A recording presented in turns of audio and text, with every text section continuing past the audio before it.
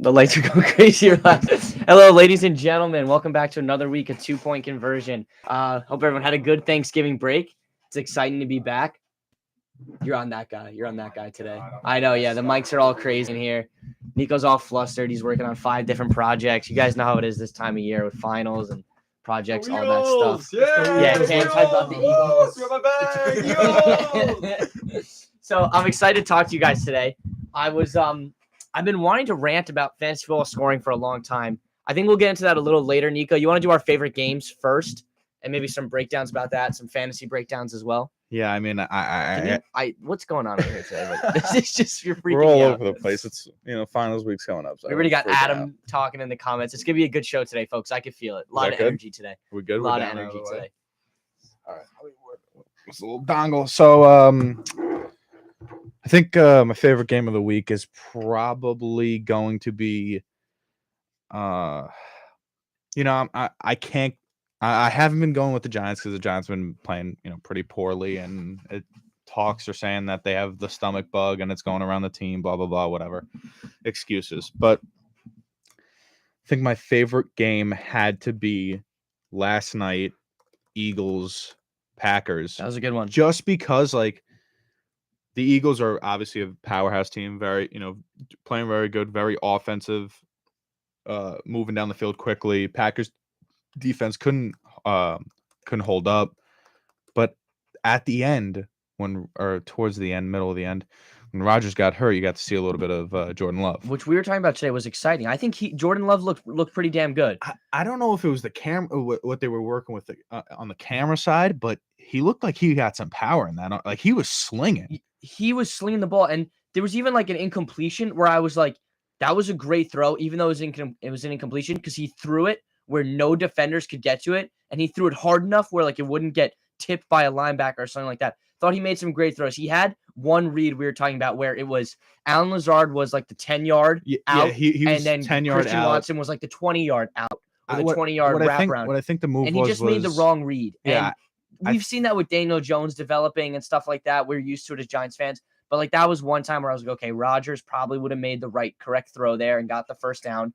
Yeah, dude, I think the read was wrong, sure, but then again, it was kind of like maybe it was a little. We don't know the play, but it was maybe a little bit of fault on the receiver because Lazard was supposed to come across, stop, and turn. Yeah, but I think he just kind of ran with the route going on the outside. Okay, from what it looked like for me, I think Jordan Love just got a little greedy. Oh yeah, because he had one. I mean, the guy comes into the game, goes 6-9, 113 yards and a touchdown. Yeah, I know they were down. It was late. Say whatever you want to say, but I liked what I saw from Jordan Love. Aaron Rodgers was kind of balling. He did throw 2 interceptions. This was a crazy game. The first half, what did we go to halftime at? 20-20? Yeah, I think because the Eagles were up 27-20. The Packers were down by I think 14 at 13 because they missed extra point. 13. They missed extra point. Packers were down 13 around the third quarter, I think it was, or at the beginning of the third quarter. No, start of the game. They were down 13. Oh, just start of the third quarter, yeah. I'm sorry. I thought you were talking about to start the game. They did go down 13 early to start the game. Maybe I'm mistaken, but I mean, they were down 7 at half. They were down 7. Maybe they kept and they chipped away and they actually tied up the game a little bit later on. Mm-hmm. Obviously, the Eagles more healthy, more resilient. Obviously, the better team, better defensive team, better offensive team at this point. I think that they just got that was it. I mean, there was some in the fourth quarter. The Eagles ran 74 offensive plays, and you could see it on the Packers defense that they were visibly gassed. Like they were all like catching their breath. They were running fast, quick read plays, option plays. Jalen Hurts rushed a historic number. I think it was 165 yards, and which was different. Like it's just like Philly scares me so much because every facet of their team is so damn good. Yesterday, they went with a more run-oriented script. Yeah. And I'll pull up the stats for you real quick. So I remember this is a stat I saw early in the day. Insane. Yeah, when I read you these numbers, you're going to be like, oh my God. Miles Sanders, who's their leading rusher? I think Miles Sanders and Jalen Hurts, that's from quarterback to running back ratio, that's the most rushing yards between a quarterback and a running back since Colin Kaepernick and Frank Gore in 2014. Yeah, that's crazy. So, yeah, last night, Jalen Hurts goes for 157 yards rushing. Miles Sanders goes for 143. That's 300 yards on the ground. Yeah, Just from those two guys. That's not taking into account another 60 yards from Gainwell and Boston Scott. Yeah, That's insane. That's moving the ball at will. And if that doesn't work, say they go against a team with a really good run defense, you have A.J. Brown, Devontae Smith. Dallas Goedert's hurt right now, but he's coming back. And this team is I don't scary even and want. so I talented don't at even think every that. position. And as much you say all those names and you say all those top performers, and that's not even the part. Like as a fan, that's not even the thing that scares me. What scares me is that Jason Kelsey led offensive line. They are Dude, powerhouses. He's so smart. He's so good. It reminds me a lot of when the Jets had Nick Mangold. You remember him? Oh my God. He just makes an offensive line so much better because he's calling out all those coverages. You got him. You got him. He's got a Super Bowl ring. He's been around the league. It's also, 12. He's been around for like 12 years. And he knows what he's doing. It's not almost like he's the biggest person, but it's just, if anything, he's undersized for the position. 100% undersized for a center. But what he just makes the way that his mind works and the way that what he has in his skills, it obviously makes up for it because he is a powerhouse center and he's one of the best centers in the league. And what that line does to protect Jalen Hurts and even the run game is incredible. That's I feel like that's the key to them winning at this point. So there were some other really good games this weekend. I picked the Jets game as my favorite just because we talked about it last week, the Mike White versus Zach Wilson. And when we did the show last week, I'm not going to get into it yet. I want to give my honorable mentions first, so I'll put that on pause for a second. Honorable mention, Raiders versus Seahawks. Your boy Josh Jacobs. If you have this guy in fantasy, oh my goodness, the fantasy gods are blessing you this year. Josh Jacobs is a man on a mission. He runs so hard. Sorry. Pull up the stats. Let us know how he did. How many fantasy points did he get you? Did he get me? Yeah. Me. Or everyone that has Josh Jacobs in a PPR league. I mean, Josh Jacobs dropped. I'm in my league. Officially in normal PPR leagues, it's 40. I think 49.3. Crazy, but in my league, I think it was 50 and a half. Just because of scoring, yeah. But dude, that guy is crazy. I mean, 303, I believe. I think franchise record for the Raiders. 303 total, and I mean total yards.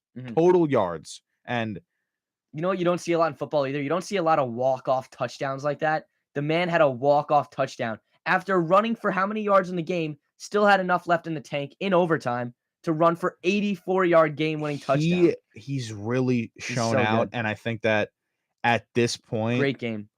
And the Seahawks were in it the whole day. It was 40-34, went to overtime. And I have in my notes here, Nico, I got a hot take. Not a hot take, but a warm take. I'll call it a reasonably warm take. A reasonably warm take. The Seahawks have been giving us some of the best football this entire year. They're just never on national TV because everyone thought they were going to stink. Yeah, and it's so annoying because I want to watch the Seahawks ball. I want to watch them ball, man. I want to watch Geno ball. That's the same case with, obviously what we thought that the Broncos were going to get. The Broncos have a lot of primetime games. Broncos get a ton of primetime games. But obviously we know that we can talk about that for a little bit. There's one more honorable mention I wanted to mention. I know Adam's going to like this one. He's a Browns fan. Browns beat the Buccaneers. Not the most exciting of games. Some late game heroics. The Browns come back. I don't know if you saw that David Njoku catch at the end. Full extension, super athletic. Yeah, I mean, brings it in. I have him on one of my fantasy teams. I saw that. I was like, it was my favorite. I always watch, I always see the post game pressers come up when I'm watching the halftime of the Sunday night game. And I think my favorite interview from this weekend was Jacoby Brissett. If you're at home, you got to look this up on YouTube after the show. His post game presser, the man, because this is probably his last week as a starter. Deshaun Watson comes back next week. He knows that, right? He knows that this was his last hurrah with this team. And the man balled out. And at the end of the game, he said, you know what? No disrespect to Tom Brady, but that was so freaking cool to beat Tom Brady, man. Yeah. You know what? He's at an interesting point in his career where he didn't know if he was going to get a starting job anymore. I mean, now it's over. They bring him in and they let him know, hey, you're just going to be our placeholder till Deshaun comes back. Which he's coming back this week. He took that in stride. He got a quality win over the Buccaneers. I'm proud of this Browns team. Good for them. And beat the Buccaneers. Do you see him starting next week coming up? No, you got to go with Deshaun. I mean, they gave him so much damn money. That's the guy. I got a full stat line for Josh Jacobs. If we could backtrack that to 1 second. He had 33 carries for 229 yards. Who had Josh Jacobs. Yeah. 33 carries for 229 yards, 2 touchdowns, 6 receptions for 74 yards. In my league, 50 and a half points. Oh, and then I had one more honorable mention I want to talk about. Yeah, that's insane. This dude's cracked. That's my new favorite adjective right now. What? He's cracked. He's cracked? He's cracked out. No, Josh Jacobs. This has been happening a couple times this year. He's been balling. He's been going crazy. My other honorable mention was Jaguars Ravens. Jaguars stun the Ravens late. Another blown lead for the Ravens, which has been the CBS roasted them. They put up every lead they had, and then the final score of the game. And then Lamar got heated in the comments. He might get fined. He cursed out a fan who tweeted at him that he wants $250 million, but he can't hold the lead. Did you see I want to talk about cursing. Did you see the Bengals lineman? No, what happened with him? He's walking off the field. If anyone didn't know, the Bengals played the Titans in Tennessee. Yep. And they did win. Felt like a take care of business type game. Yeah, I think the Bengals can't believe. a better team. I think they are. No but Jamar, but they should have won that game still. They came out as they're walking off the field after the loss. It was getting a little heated because a bunch of things were going on. I think they were scrapping at the end, but he's walking off the field and he waves to the fans and he was saying like "Go F yourself" to the fans. Oh my goodness! Like the really? lineman, and he was waving. You're gonna get fined for that. You can't be doing that. I mean, can't be doing that. What I saw, and I kind of smirked because I'm a loser, but offensive line. I'm gonna try to find it right here. Mm-hmm. This was the Bengals. You said, yeah, they took care of business in this game, 20-16. No Jamar. It is what it is. Good win for them. Yeah. Ted Karras, if I'm saying that wrong, he's an offensive lineman for the Bengals, and he it's saying he let the crowd have it, and I don't think there's a fine coming from him. Really? He's an usually cursing at the fans, you get hit with a fine. Definitely, it's on video. You see cursing him at the referees definitely is a fine. Devontae Adams got hit with that this week. So you gotta be careful what you're saying and who you're saying it to, especially when you're on national television. I know the fans can sometimes lose their cool drinking at the games, whatnot, but I don't know. I feel like the players, you gotta kind of gotta be the bigger man there and watch your language and stuff like that because you are the ones on TV, So I know it's tough. Emotions can sometimes get the best of us, but you got to be careful. I saw Pat McAfee, former Colts kicker and WWE wrestler, Pat McAfee. Love his podcast. He said that he absolutely loves what he did. Really? I mean, Pat's kind of like that too. We'll see what happens. And then I had another honorable mention here. Did I talk about Chargers Cardinals? No, not yet. Chargers beat the Cardinals by 1 point in Arizona. They go for 2 late in the game. They get it, and they keep their playoff hopes alive. And when asked about it, the head coach, Brandon Staley, said, we're playing week by week, every week, stay alive, survive and advance. And I kind of like that mentality. Justin Herbert, let's see if he can keep it up. But as of right now, the Chargers' playoff hopes are still alive, even with all the injuries that they've suffered. So a big win for them. Cardinals kind of falling off a little bit. It was Kyler Murray's first game back. He looked okay. Not great. He did rush for a touchdown. His leg looked much better. But they kind of need a reset too. They have a bye week coming up. Nothing else really too exciting going on. Right now, I think that this might be the most wild playoff picture we've had in a couple of years. I mean, starting from the beginning of the season to where we are now, which is a couple weeks halfway over. That was halfway. Week 12. Yeah, that was week 12. Yeah, so a couple weeks over halfway. I mean, some of these you could predict. Like we could start in the AFC, like the Chiefs, Dolphins, Titans, Ravens, Bills, Bengals. Yeah, right. Those are okay. Those are obviously some playoff teams. Mm-hmm. Jets, 7th. I mean, they're in right now? What seed are they? They're the 7th. They're in the 7th. They're right below the Bengals.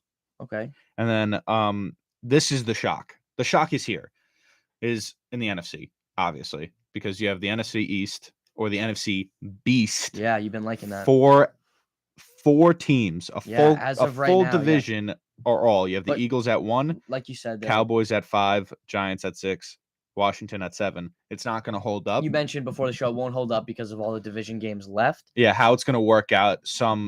Each team is either going to have 1 or 2 more losses, and those are division losses, which does drop them down. Yeah. But yeah, it's not going to end like this. But it's crazy. Like crazy that there are 4 NFC East teams like in contention right now. Yeah, I mean, for a playoff spot. The Eagles are probably matter a lot. The Eagles are probably going to continue. We're going to get to the Giants Cowboys after we do Jets, I think. Yeah, we'll get to that. But we have in the East, in the NFC, it's Eagles, Vikings, 49ers, Bucks, Cowboys, Giants, Washington. which Yeah, no, it felt the like majority is kind of insane because the NFC was terrible. NFC East was terrible last year. So in games yesterday that I felt like weren't crazy games, but teams went in and took care of business. So like not my favorite games, but a take care of business game. Bills on Thursday beat the Lions. It was a good game. Bills took care of business, rebounded from that loss. Dolphins destroyed the Texans by 15 points, took care of business. Vikings beat the Patriots, took care of business. And then Chiefs yesterday, 4:00 game, take care of business against the beat up Rams. They had a rookie Sling Perkins Yeah, starting. Perkins. He struggled. He threw. Yeah. Yeah, he struggled. I thought he threw like a pretty good. The Rams touchdown. look really disheveled all around. This just isn't their year, which kind of stinks because paying your quarterback a ton of money. Matthew Stafford is the highest paid player in the NFL this year. Super Bowl hangover is real. They just don't look like the same There's a squad. couple of things. What's up? There's a couple of comments. Anything? Yeah, it's Adam. He agreed with the take about the Seahawks not getting enough nationally televised games. I mean, obviously we know they're made before the season, so you can never predict it. I'd like to see a little more like flex options. I mean, I think that's what they try to do with Thursday. You can't because that's got to be set. You got to let everyone know it's a short week. Get all your injury recovery stuff done. But like a Sunday night, a Monday night flex, you would want to switch midweek. Yeah, midweek switch. Like by Wednesday, tell the team you're playing the night game rather than 1 o'clock. Teams start preparing for the next game Monday. You know what I mean? They prepare for the team, but really, what is a couple hours? You think it makes a huge difference? What do you're saying move time slots? Yeah, like give me instead of Monday night tonight, we got Steelers Colts. I feel like that's a whole thing that's got to be like this could have been months in advance, Raiders Seahawks. This could have been Bengals Titans. This could have been. What about like ticket sales? People go at certain times for a reason. What happens? The game gets changed a week before. I don't know. I don't know. You're right. In theory, it's a good idea, but if you think about it, like obviously this is why it doesn't happen. It's hard to predict these things. Okay, so moving on, I want to talk about the Giants, the Jets first, and then we'll cover the Giants. I had some points. Can we just get the Giants out of the way? You want to get it out of the way? Because I know I want to. We talk a little bit longer about the Jets. All right, Cowboys pretty much dominated this game on Thanksgiving. Yeah, it was a travesty.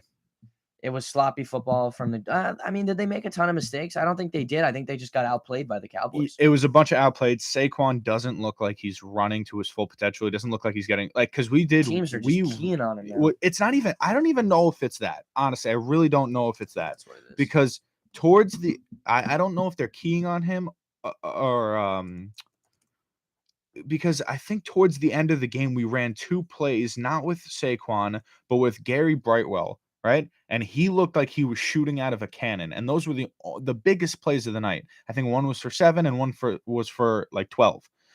Saquon didn't have anything. Saquon's longest run of the night was 11 yards. He averaged 3.5 yards per carry, or even less than that. But 3.5. He's at 3.5. Yeah, 3.5. I think that Saquon looks either unmotivated or not healthy. I think just teams are keying on him. This is 2 weeks in a row he's held under 40 yards. I think the team stacked the box against him. I would agree that offensive line injuries for the Giants don't help. Yeah, they're 100% stacking the box. You can see it in the play, but I just think that he's one of the best running backs in the league. Even if they stack the box, you could still kind of get around it. He just doesn't look like he's running with any urgency. What upset me about this game was the Cowboys just beat us in every area. They had 50 more passing yards, 80 more rushing yards. Just every area of the game, they dominated us. And I was like, okay, come on, we got to get something going. And we scored that touchdown late to make it 28. But to be fair, at halftime, I was going in and we were winning 13-7. It was kind of a good mindset. I think that we were sitting there, and at least me, it was on Thanksgiving, so you're with your family and everything, but I was positive. Because, we are a beat-up team. They weren't targeting our corners who were beat up, and these are, our backup.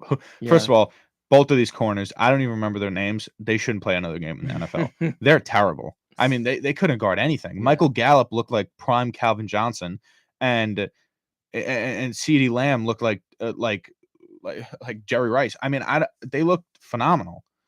And we had no sacks again. Yeah. I mean, killing me. And with can we no talk about sacks, something? Dude. Oh my God, I forgot to bring it up. I really should be excited about it.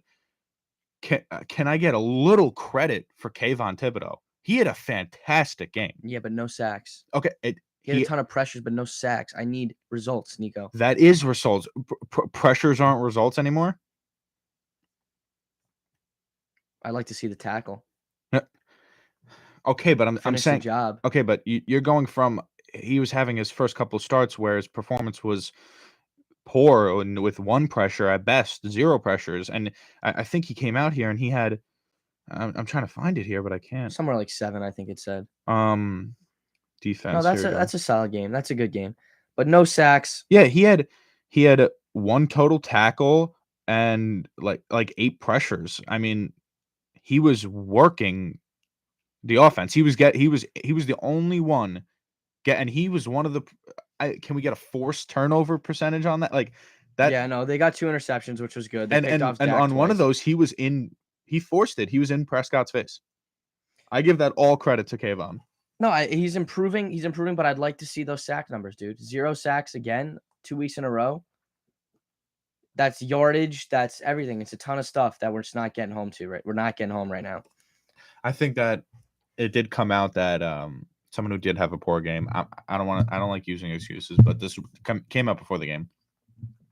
Our best tackle, obviously, our left tackle, Andrew Thomas, was sick. I think it was like some type of bug because a bunch of other players on the team did have it, and he got cooked by Micah Parsons.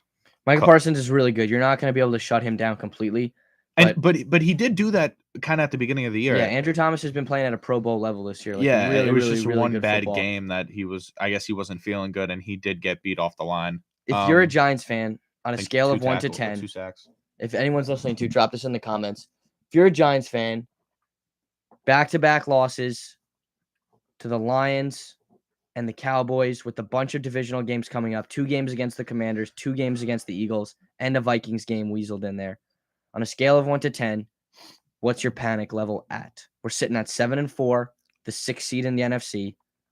All of that information I've just given to you. What's your panic level at? 10 being the worst panic level ever. We're going to lose every game the rest of the season. 1 being totally calm, just a bad stretch. We're going to get better. I got 10. You're at a 10? 10. You think we're going to lose every game? Because I think I'm at a panic mode at 10 because I have to be. You've just been dealing with the Giants for so many years. I think this is different Giants. But go ahead. I agree. It's a different Giants. 100% differently coached, differently played, differently executed, everything, top to bottom. I'm at a 10 because I feel like I have to be. Because this is what the season lies on. I know. If we don't beat the Commanders twice and the Colts, bye playoffs. And we're not even a playoff team, but I still want to get there. Because it would be great, if we're not going to be a playoff team, we're going to be 1 win out of the playoffs, and then that's also going to be a bad pick and and not making the playoffs. So it's a lose-lose. I would just love to see this team get in the playoffs. Let some of those guys get those experience, and that's the culture now. The Giants with this coaching staff, we make the playoffs. That's the bar. You know what I mean? Set the bar at the playoffs. I feel like and let's get back to our last year thought process for 2 minutes, right? I'll ask it, whoever's listening, however many listeners we have. Let's get to last year's mentality. We were aiming for 3 wins, 4 wins, right? We're at 7. Yeah, we have 4 losses. I know, and because we're so confident because we've seen what we could do. We beat the Ravens, right? We beat the Packers, right?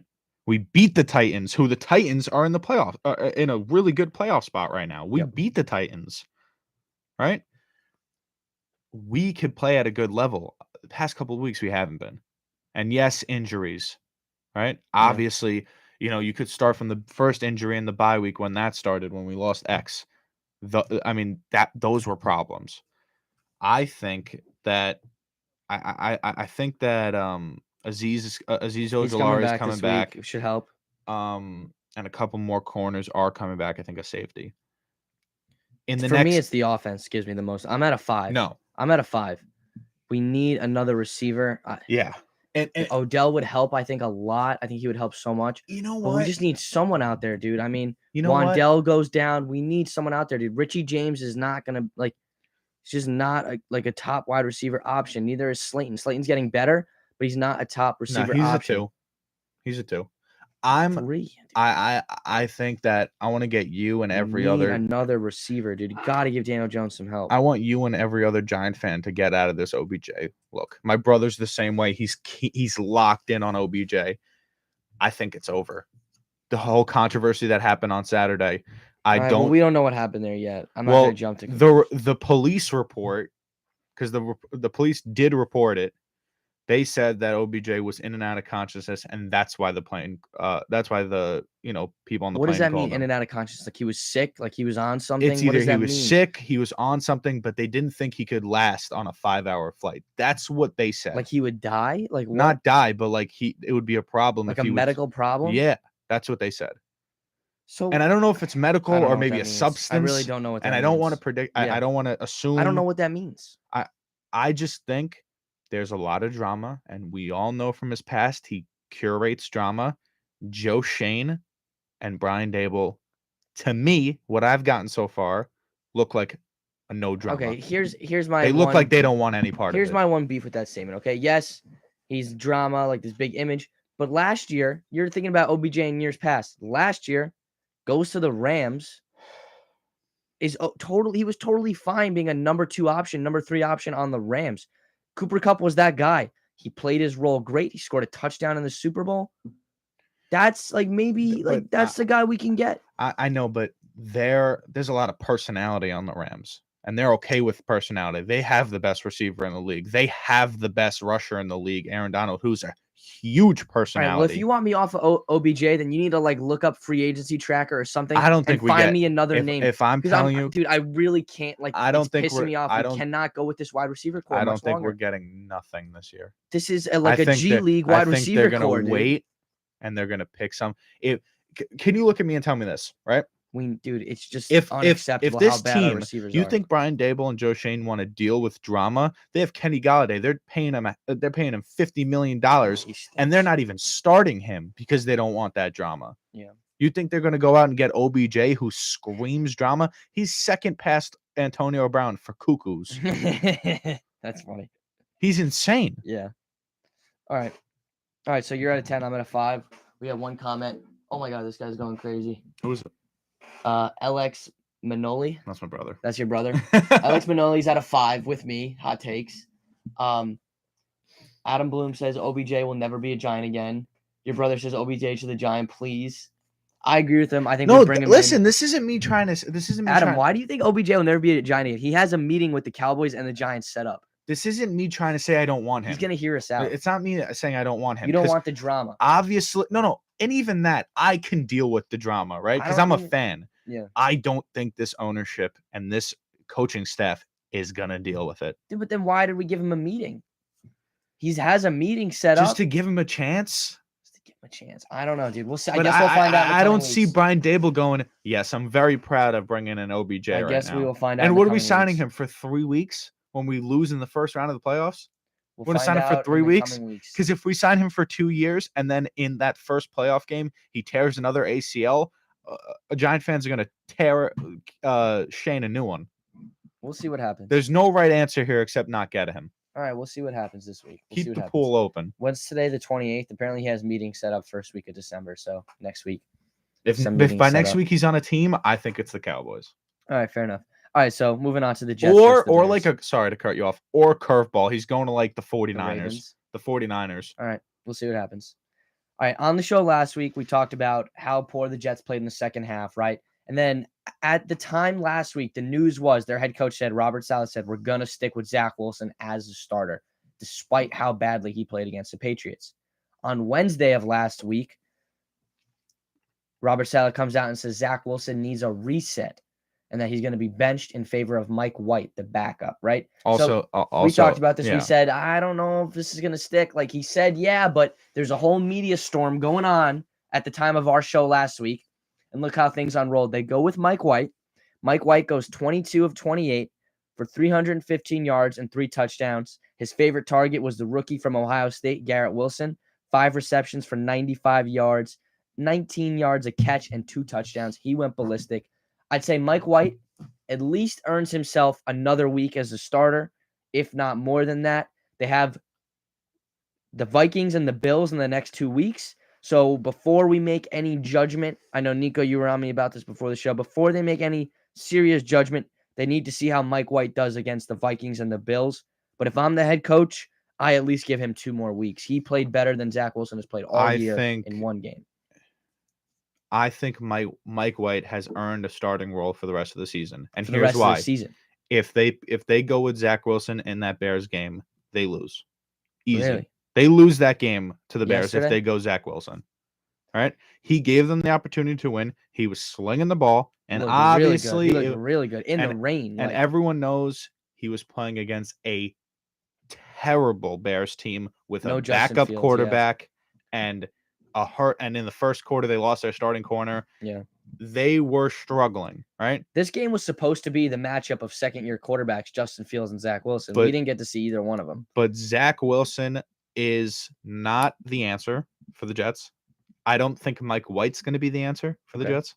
I think they get smoked by the Vikings, they get smoked by the Bills, and then everyone freaks out over Mike White, just like Jet fans do all the time. See, I'm not getting too high on Mike White, and I don't think a lot of Jets fans, maybe Jets fans are. I didn't get a chance to listen a lot to of the radio this morning. a lot of media Jet fans, like on the radio station, stuff like that, on ESPN. Was they going crazy? They're going ballistic. Yeah. They're on the fan this morning. They're going ballistic. It's exciting. Your quarterback they're goes for 315. we're going to the AFC Championship. We're going to the playoffs. Dude, I mean, 315 and 3 touchdowns, no picks. That's a great line. That's a great. He played a phenomenal game, and he's their best quarterback they have on roster. That's a Mahomes stat line. Calm down. They played the Bears. That's a stat line. They played the Bears. You said a stat line. Okay. What I'm saying is everyone's got to calm down, because once they lose to the Vikings by 40 and once they lose to the Bills by 38, it's going to be an issue. All right, we'll see what happens. And the Jet fans are going to go nuts. But you think rest of the season Mike White has earned the job? I say at least 2 weeks. 100. No, I don't see them going back, because it's not only that, it's the attitude of Zach Wilson. But they also said he was just getting a reset. And then when you look into the article, I was reading about what he went into depth, Robert Sala, and he said it wasn't like about his work ethic or anything super major. He said he needs a reset to focus on some basic fundamental things that have gotten out of whack for him. Basic fundamental things. I think that's media talk. Media talk. I think it's media talk. If you saw Zach Wilson on the sideline, he was sitting there on the sideline looking like the Green Arrow with his hood up. He looked like he was about to like vigilante, just start like shooting arrows at everyone on the field. Mike White has put nightmares into this kid's head. He's scared. Zach Wilson is scared. He knows he's not good enough. He's worried. He's not a team player. He was sitting alone on the sideline with his hood up. He's over. Yeah, speaking of over, you think Zach will? I don't know. Yeah, he might be over. But you know what you made me think of was about like him his time being over in New York was Sam Darnold started for Carolina last year, his first start this season, and they beat the Broncos. And I thought that was so funny. Sam Darnold. I had a conversation with one of my boys on Thursday, because I was like, do I start DJ Moore? Do I start? I think it was like DJ Moore, Jeff Wilson, and like Darius Slayton or whatever it was. I think Darius Slayton was one of them. I was like, you know what? Sam Darnold's the guy for DJ Moore, right? I like that. I went with him too. Yeah. By the way, points. That was I didn't believe in that. I was just like, this is the only thing. I'm just gonna hope. Yeah. I didn't believe in it one bit. Sam Darnold's terrible. He came out there. DJ Moore dropped 20 points. Yeah. Right. He went. Let's get this. No one else did anything though. He went 4 receptions. Yeah. 103 yards. 103 yards, catch, and then a touchdown on 6 targets. So he was 4 for 6. Yeah. Had a touchdown on 103 yards, 20 points. No, I didn't say. Yeah, I wasn't saying Sam Darnold did anything great. I just thought it was funny that like he only threw it to DJ Moore. He was supposed to be the Jets' future. Didn't work out. Gets traded to Carolina. First start this year. He was injured, beat up all year. And they get the win against the Broncos. And a good win, too. Comically bad. Yeah, the Broncos they need to restart. And this is like a Carolina Panthers team that people are like, they're going to tank, lose every game the rest of the season. They're coming out here. They've won 2 games with their 100%. interim head coach. So good for them. I like when DJ Moore does well. That makes me happy. And Sam Darnold it's funny when the Broncos stink. It's so funny. If you take it like last year, it's like Baker Mayfield and Zach Wilson are both starting quarterbacks, and now they're historically bad, like one averaging 2.5 inches and a half, and the other one like having a terrible season and losing all of his wide receivers and losing his number 1 rated star running back Christian McCaffrey all in one season. It's just funny to think about. Yeah, no, that was comic. That's why I thought of it. Oh my god, I can't stop saying it. I'm gonna say it one last time. The Broncos are comically bad. They need to fire that coach yesterday. He's so bad. I mean, it's almost like Sam Darnold got a rushing touchdown. yeah, he played a great game. What is going on? He had a great game. What is going The on? Broncos are statistically probably I want to put them up to like the worst teams ever and see what their red zone offense is one of the worst ever. Yeah, they stink. And I blame it on coaching. I don't know what Russell Wilson's deal is. I don't know. He lost his touch. I keep thinking about the meme where Russell Wilson's on his knees and he's just like praising the Lord. You ever see that one? It's just crazy. Like, I feel like you don't see busts this bad in football for this much money. That's crazy. One of the biggest contracts ever. Yeah. And he's got 3 wins. I don't even want to blame him. 150 I don't even want to blame him. I want to blame the coach. He's Nathaniel Hackett. He's one of the worst coaches ever. And I'm not a big fan of like the one and done, but he's that bad where like, yeah, he is nowhere near the caliber of NFL head coach. We're just like on his knees. Yeah. Just praising the Lord. So those were all the big games I wanted to cover. I thought we did a good job of that. Any fantasy players you want to highlight? You talked about your boy Josh Jacobs. Anyone else? I mean, Josh Jacobs. I'm on a raw. Started out the week on Thanksgiving with 28 points. Yeah, I had a good week. This week. I thought that was good. He had 9 receptions, 122 yards, a touchdown, and 1 carry for 7 yards. You know who's my sneaky fantasy team of the week was the Miami defense. I dropped the Giants defense, picked up Miami because they were playing Houston. Give me 15 points. They had a fumble recovery for a touchdown. What's your record in fantasy at this point? After tonight, I'll be 6-6 in the playoffs. Okay. Yeah, back in the playoffs after a tough start. DeAndre Hopkins suspended for 6 weeks. You know, I come back from that. You know, I used a pretty high draft pick on him. You only needed him. I think at this point, after tonight, all my teams are. You know what's funny? I'm 6-6. I think I'm going to be in like 8th place, but I have the 3rd most points for. I won every single one of my games, moving all my teams in fantasy to positive. That's awesome. That's always good. And my good team in the league I'm in is after tonight 10-2. Okay, cool. That's good stuff. I mean, we're running. Yeah, we're rolling. We're running the table. All right, and then I wanted to move in something related to fantasy, but it's like my beef with fantasy football scoring. And this like specifically pertains to my league. Can I preface 1 second? You go for it. John's been talking about this for 6 hours straight. I was upset. He can't. So let him I'm just gonna step away for 2 seconds and let him rant. Okay. All right. So my beef with fantasy football scoring, specifically my league, but I think this is the default setting for defensive scoring, so it's probably a lot of people's leagues. So it's only defense and kicking is my beef. Every other like offensive strategy, every other offensive scoring, I'm okay with. It's defenses and kickers. To start it off with, defenses negative points, and you'll let me know how you feel about this. Like I've never been a big fan of defenses getting negative points. I hate that a defense can just ruin your week. I think personally, if I was the commissioner and everyone in my league was okay with it, I would cap the defensive scoring at 0 points. Like if your week was so bad, I would just have it as 0. No negatives. No negatives. But okay, then I'm not like completely 100% set on that. I will play with negatives, but I think the negatives go so bad. Like if you were the Seattle defense yesterday and you let up 40 points and whatever 500 something yards, you're looking at negative 14 points. That's enough to kill your whole fantasy week. You know what I mean? Negative 14, that wipes out a wide receiver or running back's performance right off the board. Yeah. That's so tough. So I've never been a big fan of the big negative numbers, but specifically here's some examples that I have that maybe you'll agree with.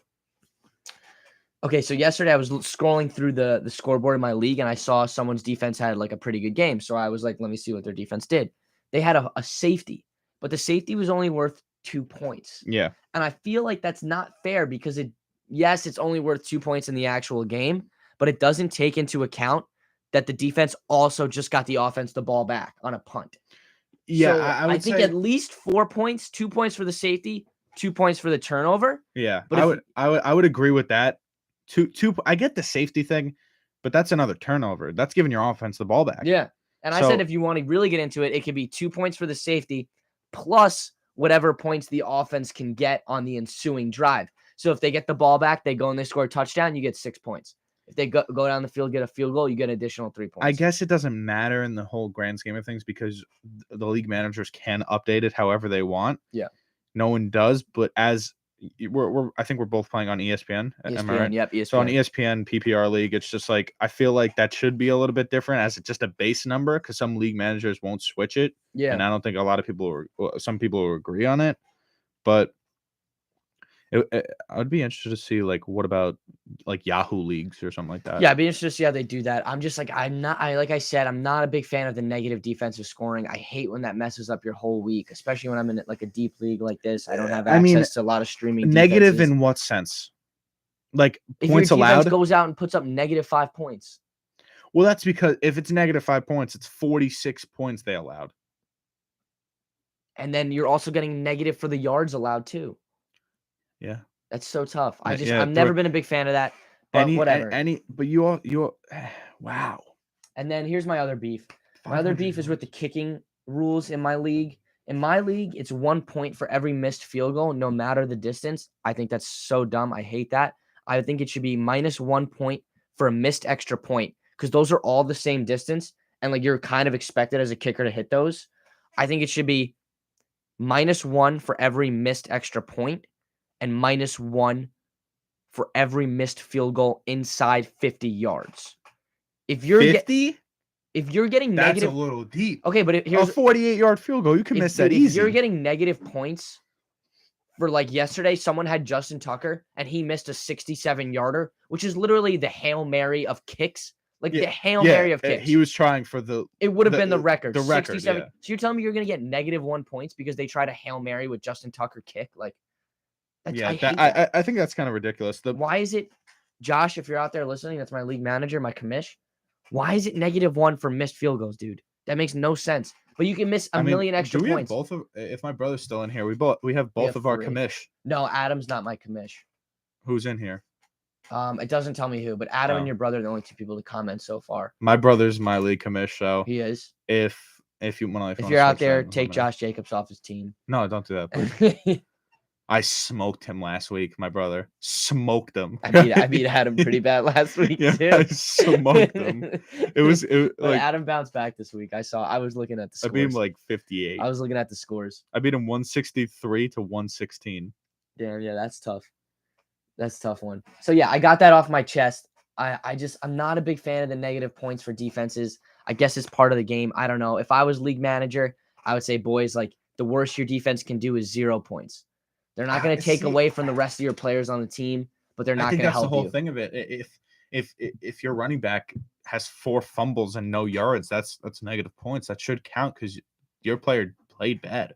Your defense played bad. But see, like I feel like I can handle that a little bit better because I drafted those individual guys. I'm a little more comfortable with my decisions there. Like you drafted the team. I drafted the whole defensive unit. Yeah. You know what I mean? Yeah. As a defensive unit, they played garbage. I don't even know if I drafted defense this year. I might have waited till waivers and like, I don't know. The defenses go quick, and you never know what the defense is, bro. You never know who's gonna have a good year. I mean, my defense is slowly falling down. I started with Miami. I dropped them because they stunk. I picked up the Giants. I dropped them for Miami again. I'm in a defensive spiral, dude. I don't know. The Bills are mid. They were really good last year. They're mid this year. Rank. I mean, they're doing good. They've been not really. They haven't really. They've been putting points up. Not great.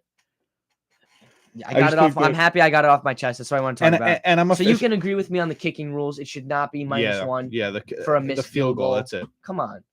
And I want to. And no negative points for a missed extra point. Come on. The field goal. It's the only thing I agree with you on. It's the only thing. And the safety maybe. And the safety being at least 4 points. My last thing, and we can move on after this to other sport or whatever.